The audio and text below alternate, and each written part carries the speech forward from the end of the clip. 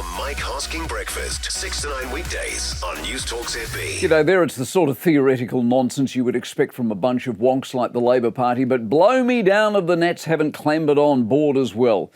Camilla Bellich has a members' bill. Members' bills don't normally get to where hers has, given if they did, the party would already have gone, that's not a bad idea, why don't we run with it? Anyway, her Employee Remuneration Disclosure Amendment Bill has passed its second reading, and given the Nats have turned up, it'll become the law. The underlying, and I'm quoting here, the underlying reason for the bill is to ensure that people who are discriminated against have the ability, relative to other employees doing the same work, to allow them to discuss that. Discuss it. In other words, talk about your pay. Discuss it. I mean, are you serious? Jenny told me, this is how it'll go. Jenny told me she earns $76,000 a year and we all know she's useless. So how come I'm only on $69,000? Obviously, the room for interpretation here, or misinterpretation as the case may be, is enormous. What you think of yourself versus what the person handing out the money thinks of you might be very different indeed.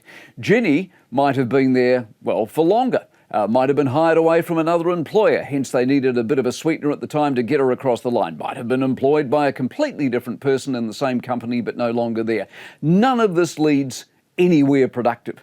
This is basically sticky beak law that will lead to resentment, anger, if not fury, about what does and doesn't get done, who gets what they're really worth. It'll be office gossip. It'll lead to people ganging up on people, to rumour, to innuendo, backstabbing and general sense of unease about the place. Not to mention the fact that if you have an arrangement with your boss, that's between you and your boss.